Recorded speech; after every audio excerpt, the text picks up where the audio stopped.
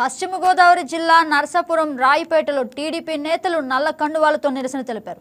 ఎన్నికల్లో కూటమి గెలుపు కోసం కష్టపడిన తమను ఇన్ఛార్జ్ రామరాజు విస్మరిస్తున్నారని ఆవేదన వ్యక్తం చేశారు. ఉద్దేశపూర్వకంగా తమను అనుమానిస్తున్నారని అవమానిస్తున్నారని అన్నారు. కష్టపడే కార్యకర్తలను కలుపుకోకుండా సొంత కోటరితోనే పార్టీ కార్యక్రమాలు నిర్వహిస్తున్నారని ఆగ్రహం వ్యక్తం చేశారు.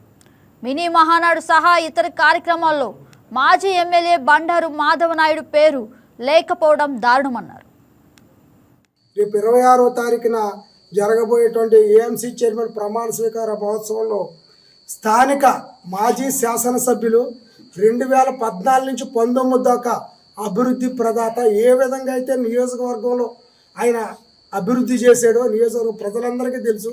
అదేవిధంగా సీటు సైతం త్యాగం చేసినటువంటి వ్యక్తి మాజీ శాసనసభ్యులు బండారు మాధవనాయుడు గారు.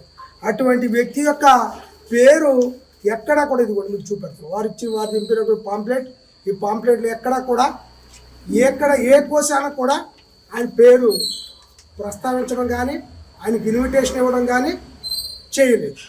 మరి కావాలని చేశారా, బై మిస్టేక్గా చేశారా అనేది మాకు తెలియదు. కానీ నాకు తెలిసి అయితే మేమైతే కనుక నియోజకవర్గం యావత్తు తెలుగుదేశం పార్టీ, జనసేన, బీజేపీ కూటమి సభ్యులందరూ కూడా చాలా ఘోరంగా అవమానంగా భావిస్తున్నారు.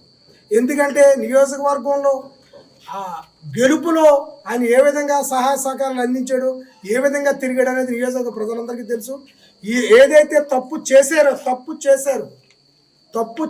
ఏదైతే తప్పు చేశారో ఆ తప్పును సరిదిద్దుకోకపోతే భవిష్యత్తులో రేపు 26వ తారీఖు జరగబోయే కార్యక్రమం విషయంలో మేము తీసుకోబోయేటువంటి నిర్ణయాలకి, జరగబోయే చర్యలకి ఇక్కడ నర్సాపురంలో నియోజకవర్గంలో ఉన్నటువంటి తెలుగుదేశం పార్టీ పూర్తి బాధ్యత వహించవలసి ఉంటుంది. సుదీర్ఘంగా 2014లో మరి అత్యధిక మెజార్టీతో ఈ నియోజకవర్గంలో ఎమ్మెల్యేగా ఎన్నిక కాబడిన బండారు మాధవనాయుడు గారు ఆయన ఈరోజు 26/10/2025 తారీఖున అల్లూరి కళ్యాణ మండపంలో జరిగే AMC marketing yard committee chairman ప్రమాణ స్వీకారోత్సవానికి మరి ప్రోటోకాల్గా కానివ్వండి, మరి వేరే విధంగా కానివ్వండి, ఒక మాజీ ఎమ్మెల్యే అదే పార్టీలో కొనసాగుతున్న వ్యక్తిని ఈ యొక్క ఇన్విటేషన్లో వేయకపోవడం అన్నది హాస్యాస్పదంగానూ ఆశ్చర్యంగా అనిపించింది.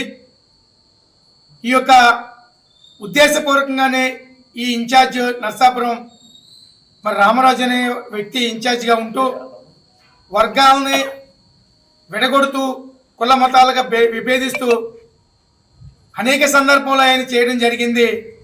అయితే అధిష్టానం నుంచి మరి మాధవనాయుడు గారు మాట తీసుకుని ఎట్టి పరిస్థితుల్లోనూ మన అధికారంలో ఉన్న ప్రభుత్వంలో ఉన్నాం, ఈ సందర్భంలో మనం ఎటువంటి యాక్షన్ చేసినా అది ప్రభుత్వానికి మచ్చగా ఉంటుందని, అటువంటి సందర్భం తీసుకురాకూడదని అనేక సందర్భంలో మా కార్యకర్తలందరం కూడా మాధవనాయుడు గారి దగ్గర మొరపెట్టుకున్న మమ్మల్ని నొక్కుతూ వచ్చారు.